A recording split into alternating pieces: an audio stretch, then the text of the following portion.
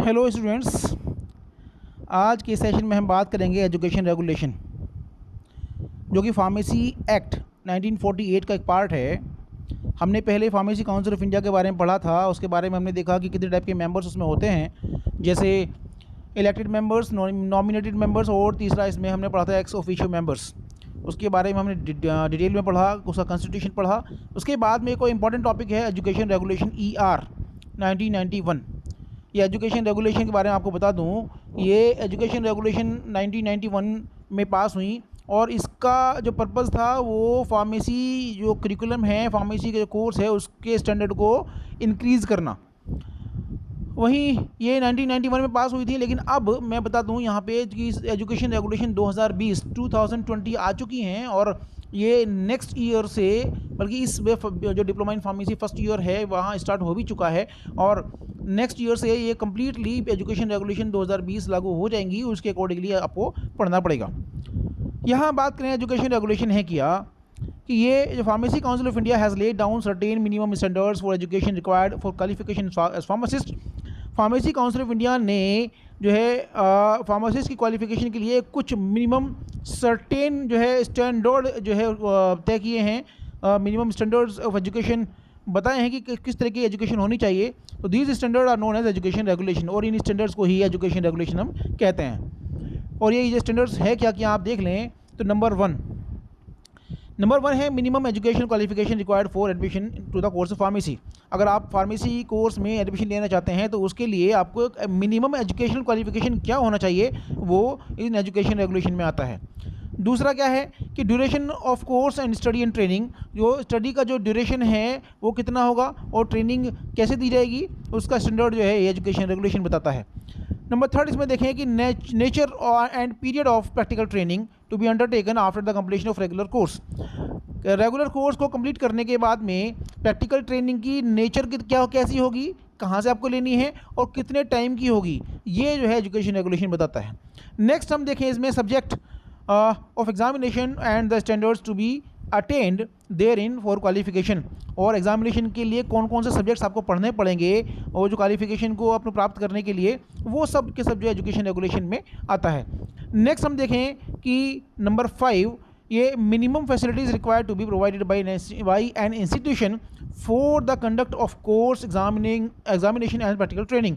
जो educational institutions हैं, जो कॉलेजेस हैं, वो जो एक कोर्स प्रोवाइड कर रहे हैं, बी फार्म या डी फार्म या फार्मेसी कोर्सेज जो हैं, तो उन एजुकेशनल इंस्टीट्यूशंस में, उन कॉलेजेस में मिनिमम फैसिलिटीज़ क्या क्या रिक्वायर्ड हैं और क्या उसमें नहीं है, उसके बारे में एजुकेशन रेगुलेशन बताता है कि उन कॉलेजेस को, उन इंस्टीट्यूशंस को क्या मिनिमम फैसिलिटीज़ को उनको अपना अटेन करना है एजुकेशन देने के लिए। तो ये 5 पॉइंट्स हैं जो कि एजुकेशन रेगुलेशन में आते हैं, जो ये स्टैंडर्ड्स को रेज़ करने के लिए फार्मासिस्ट की क्वालिफिकेशन जो कॉलेज दे रहे हैं उनको इनको स्टैंडर्ड्स से तय किए हैं एजुकेशन रेगुलेशन में। तो ये 5 चीज़ें हमने देखी कि जो है एक तो फार्मेसी कोर्स में एडमिशन लेने के लिए कितनी क्वालिफिकेशन होनी चाहिए, और फार्मेसी कोर्स का जो है स्टडी का टाइम कितना होगा, ट्रेनिंग कैसे होगी।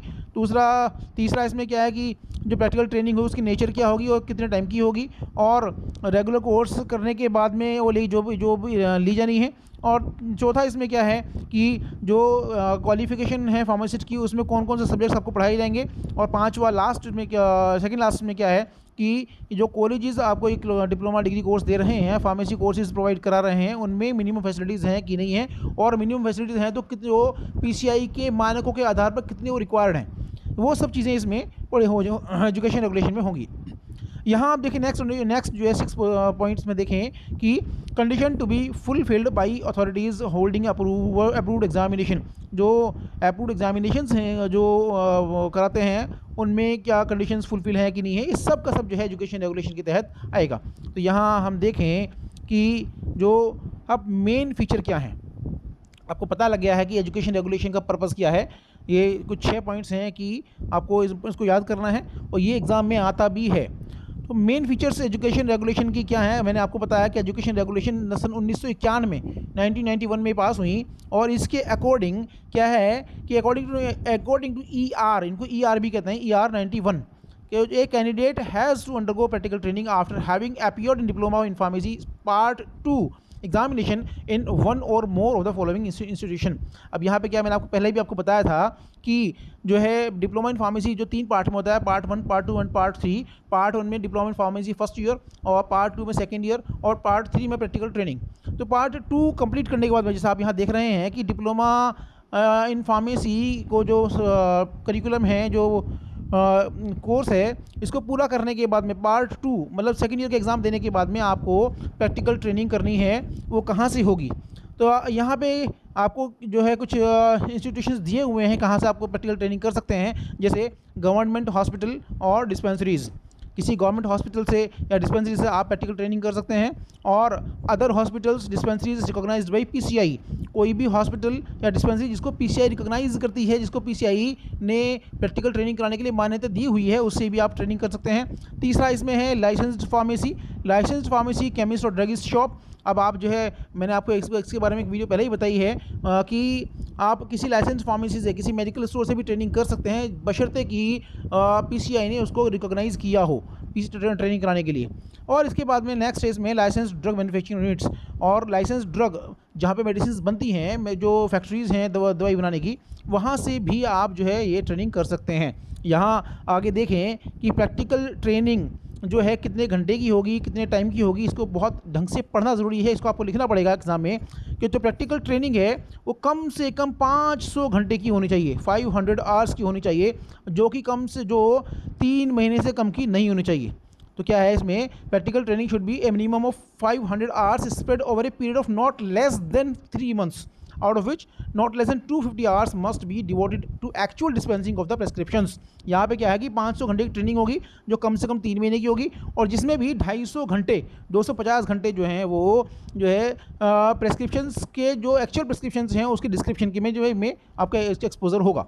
यहाँ नेक्स्ट हम देखें कि in the course of practical training the trainee should have exposure to. अब जब प्रैक्टिकल ट्रेनिंग आपको करनी है तो उसमें जो ट्रेनी फार्मासिस्ट है उसका किन किन चीज़ों में एक्सपोजर होना चाहिए, किसको किस किस चीज़ में उसका एक्सपीरियंस लेना है। तो यहाँ भी आप देखें कि number 1, working knowledge of records required by various acts covering the profession of pharmacy. जो फार्मेसी प्रोफेशन में जो रिक्वायर, जो किसी फार्मेसी पे जो डॉक्यूमेंट्स या रिकॉर्ड्स आपको रखने होते हैं, उसकी वर्किंग एक्सपीरियंस या वर्किंग नॉलेज इसको आपको रखनी है। और दूसरा इसमें है प्रैक्टिकल एक्सपीरियंस होना चाहिए आपका, क्या है कि manipulation of pharmaceutical apparatus in common use. जो फार्मास्यूटिकल एपरेटस जो हैं, जो कॉमन यूज़ के एपरेटस हैं, उनको यूज़ करना जो है उसको उनकी जानकारी आपको होनी चाहिए। दूसरा इसमें the reading, translation and कॉपिंग of prescription including checking of dose जो मेडिसिन हैं, पहले तो प्रेस्क्रिप्शन पढ़ना आपको आना चाहिए, और उसको रीडिंग, उसका ट्रांसलेशन और उसका चेकिंग ऑफ डोज किस तरीके से पेशेंट को डोज देनी है, कितनी डोज देनी है, किसको समझाना है पेशेंट को आपको, तो वो सब चीज़ें आपको इसका प्रैक्टिकल आपको एक्सपोजर होना चाहिए। नेक्स्ट इसमें हम देखें कि the dispensing of prescription illustrating the commoner methods of administrating medicaments. जो कॉमन मेथड्स हैं, जो ड्रग को लेने के कॉमन मेथड्स हैं प्रेस्क्रिप्शन में, तो उसी के आपके अकॉर्डिंग आपको जो है जो मेडिसिन डिस्पेंस करनी है और पेशेंट को बताना भी है। और नेक्स्ट इसमें है कि storage of drug medical preparations, और मेडिकल प्रिपरेशंस हैं उनको स्टोरेज कैसे करना है, ड्रग्स को या मेडिकल प्रिपरेशंस को, उनको स्टोरेज कैसे करना है, कितने टेम्परेचर पे स्टोर करना है उसको, वो सब का प्रैक्टिकल एक्सपीरियंस आपको होना चाहिए। तो ये एजुकेशन रेगुलेशन के अकॉर्डिंग आपका है। आगे हम देखें, अब हमने पढ़ा एजुकेशन रेगुलेशन का स्टैंडर्ड्स, किस स्टैंडर्ड्स को मेंटेन करने के लिए होता है। एजुकेशन रेगुलेशन के बारे में हमने पढ़ा कि जो 91 है वो डिप्लोमा फार्मेसी पार्ट 2 करने के बाद में प्रैक्टिकल ट्रेनिंग कहाँ से करनी है, कितने घंटे की करनी है, ये आपको बताता है। और इसके बाद में कि प्रैक्टिकल ट्रेनिंग में आपको किन किन चीज़ों का ध्यान रखना है, क्या क्या आपको सीखना है, ये सब इसमें आता है। और इसमें जो एजुकेशन रेगुलेशन के बारे में थोड़ा सा हम जानकारी ले लें कि जो एजुकेशन रेगुलेशन है उनको सेंट्रल गवर्नमेंट उसको अप्रूव करती है, इसको सेंट्रल गवर्नमेंट अप्रूव करती है। और यहाँ भी जो pharmacy council of India, pharmacy council of India central government से अप्रूवल से पहले, एजुकेशन रेगुलेशन को अप्रूव कराने से पहले इन एजुकेशन रेगुलेशन की कॉपी जो है सभी स्टेट गवर्नमेंट्स को भेजती है। और स्टेट गवर्नमेंट के भेजने के बाद में उनको कमेंट के लिए कहा जाता है। अगर किसी को कोई आपत्ति नहीं है या किसी को कुछ और करेक्शन करना उसमें करना है और कमेंट्स देने हैं तो कमेंट्स के लिए उनको बोला जाता है और 3 महीने का टाइम उसको दिया जाता है और 3 महीने के बाद में ये जो है ये एजुकेशन रेगुलेशन ड्राफ्ट होती हैं और इनको सेंट्रल गवर्नमेंट के ऑफिशियल गजट में प्रकाशित किया जाता है, उसमें पब्लिश किया जाता है एजुकेशन रेगुलेशन को। तो यहाँ हमने इसको देखा। इसके बाद में एक और हमने पॉइंट पढ़ा था कि एजुकेशन रेगुलेशन जो कॉलेजेस हैं, जो इंस्टीट्यूशंस हैं जो फार्मेसी में कोई कोर्स प्रोवाइड करा रहे हैं तो उनमें मिनिमम फैसिलिटीज़ जो जो रिक्वायर्ड है वो है कि नहीं है, तो उसको भी एजुकेशन रेगुलेशन ही बताती है।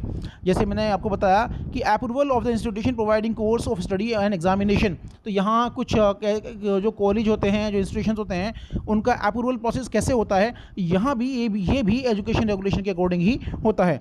The following procedure to be followed for approval of an institution providing course of study and examination in pharmacy.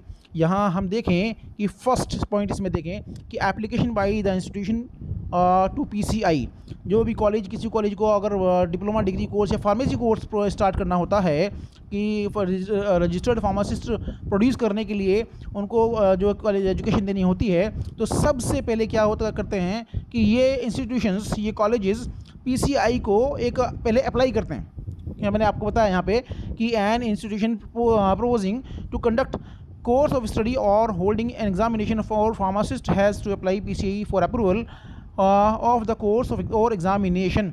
ये जो है पहले कॉलेज जो है पीसीआई को अप्लाई करेंगे और एक कोर्स को पढ़ाने के लिए, एग्जामिनेशन के लिए, तो उसमें एक SIF होता है, एक स्टैंडर्ड इंस्पेक्शन फॉर्म होता है जो कि हर साल उसको सभी कॉलेजेस को भरना होता है। उस कॉलेज के अकॉर्डिंग भरने के बाद में उसमें अप्लाई करना होता है और कॉलेज आपके पास क्या क्या है वो सब चीज़ें उसमें सारी इन्फॉर्मेशन कॉलेज की उसमें देनी होती हैं। इसके बाद में क्या होता है कि नेक्स्ट पॉइंट है इंस्पेक्शन।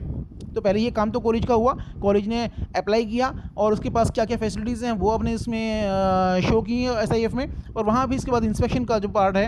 अब PCI after receiving such official application can depute its inspectors to visit the institution and ascertain whether the institution has the prescribed facilities for imparting training or holding examination in accordance with the ER or not, education regulation और not. यहाँ पे क्या होगा कि जो educational institution है जिसने PCI में अप्लाई किया है कोर्स को कंडक्ट कराने के लिए, कोर्स को कंडक्ट कराने के लिए, अब ये जो है ये ऑफिशियल एप्लीकेशन PCI को मिलती है और PCI इस ऑफिशियल एप्लीकेशन को रिसीव करने के बाद में अपने इंस्पेक्टर्स को, अगर उसको लगता है तो इंस्पेक्टर्स को डेप्यूट करती है और इंस्पेक्टर्स क्या करते हैं कि इंस्टीट्यूशन को जा करके वो उसका इंस्पेक्शन करते हैं और जो फैसिलिटीज़ उसने जो है अपने इस इंस्पेक्शन फॉर्म में आपने डाली हैं उसको चेक करते हैं कि वो है कि नहीं है उसके लिए। तो यहाँ हम देखें कि इंस्पेक्टर्स में also attend an examination without interfering it's condition. Inspectors later report to PCI regarding facilities available and the conduct and standard of examination। अब इंस्पेक्टर्स चेक करके जो है अपनी रिपोर्ट जो है वो फार्मेसी काउंसिल ऑफ इंडिया को सौंपते हैं और फार्मेसी काउंसिल ऑफ इंडिया की सौंपने के बाद में एक अप्रूवल प्रोसेस स्टार्ट होता है। यहाँ अप्रूवल प्रोसेस हम देखें तो if the PCI is satisfied, अगर PCI इंस्पेक्टर की रिपोर्ट से सेटिस्फाइड होती है तो अब वो जो है मीटिंग होती है, उसके बाद में वो या तो अप्रूवल देती है या नहीं देती है।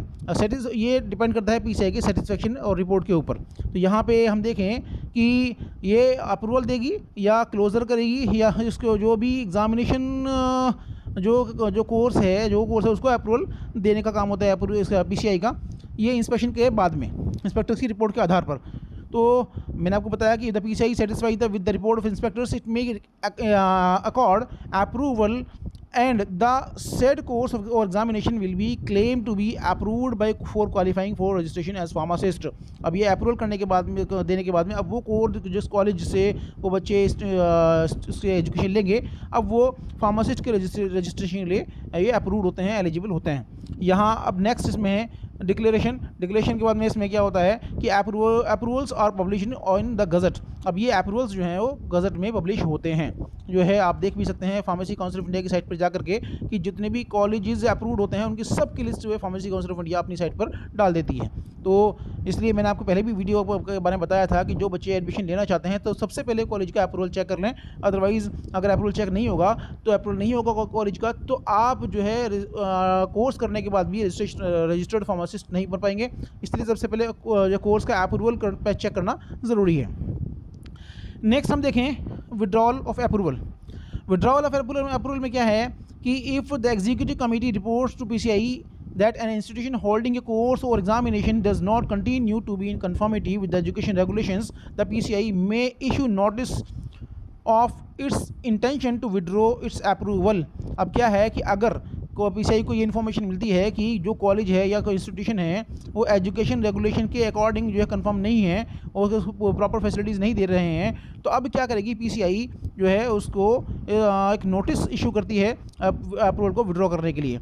अब जो इंस्टीट्यूशन होता है उसको 3 महीने का टाइम मिलता है अपने आप को रिप्रेजेंट करने के लिए स्टेट गवर्नमेंट के थ्रू, और उसके बाद में PCI डिसाइड करती है कि उसको अप्रूवल देना है या विड्रॉ करना है। ये विड्रॉल प्रोसेस है। तो ये सब जो है जो पूरा प्रोसेस है अप्रूवल का कॉलेजेस के लिए। यहाँ आगे हम देखें कि approval for qualification granted outside India. अब यहाँ पे क्या है, हालांकि इसमें क्वेश्चन एग्जाम में नहीं आता है इसका इस तरह का, फिर भी आप एक बार देख लें। अगर किसी पर्सन ने फार्मेसी एजुकेशन आउटसाइड इंडिया से ली है और PCI को लगता है कि जो उसकी जो स्किल और नॉलेज है वो रिक्विसाइट है और वो सफिशिएंट गारंटी उसकी है, तो PCI उसको रजिस्ट्रेशन करती है। ये इंडियन सिटीजन्स के लिए होता है। तो ये आप इसको देख लें। इसके बाद हम देखें कि सेंट्रल रजिस्टर फॉर फार्मासिस्ट। अब यहाँ पे जो स्टेट फार्मेसी काउंसिल है वो जो है रजिस्टर की 5 कॉपी बनाती है। ये 5 कॉपीज़ जो बनाती है, और जो ये स्टेट काउंसिल जो है सेंट्रल काउंसिल को ये 1 अप्रैल हर साल जो है एवरी ईयर 1 अप्रैल के बाद में जल्द जो है एज सुन एज पॉसिबल वो इनको जो है सेंड करती है, भेजती है, सप्लाई करती है 5 कॉपीज़। अब ये जो रजिस्टर्ड हैं स्टेट काउंसिल के, अब ये भी इन्फॉर्म करते हैं इस सेंट्रल काउंसिल को कि किसका नाम ऐड होना है, किसको डिलीशन करना है, और किसका या PCI का कोई अमेंडमेंट जो होता है वो सब इसमें इन्फॉर्म करना होता है। और ये सेंट्रल रजिस्टर भी जो है वो जो है गज़ट ऑफ इंडिया में पब्लिश होता है time to time gazette of India में सेंट्रल रजिस्टर पब्लिश होता है। अब यहाँ के देखें हम रजिस्ट्रेशन इन सेंट्रल रजिस्टर। अब मैंने आपको बताया कि जो स्टेट फार्मेसी काउंसिल है वो 5 कॉपीज़ सेंट्रल फार्मेसी काउंसिल को प्रोवाइड करती हैं और इसमें सारा इन्फॉर्मेशन देती हैं। उसके बाद में क्या होता है कि रजिस्ट्रेशन होता है सेंट्रल रजिस्टर में। After receiving the report of registration of a person in the register for state, the registrar of PCI enters the name of such person in the central register. अभी क्या करता है, इसको check करने के बाद में रजिस्ट्रार जो है वो अपने सेंट्रल रजिस्टर में इस पर्सन का नाम को जो है एंटर करता है। अभी आप इसको देखें। इसके बाद हम स्टेट फार्मेसी काउंसिल और जॉइंट फार्मेसी काउंसिल पढ़ेंगे, उसका कॉन्स्टिट्यूशन पढ़ेंगे। तब तक आप इसको देखें, इसको बहुत इजी लैंग्वेज में मैंने आपको बताया है। और ये डिप्लोमा इन फार्मेसी कोर्स के फार्मास्यूटिकल जूरिस्प्रूडेंस में ये क्वेश्चन आने की बहुत संभावना होती है। आप इसको देख लें। धन्यवाद।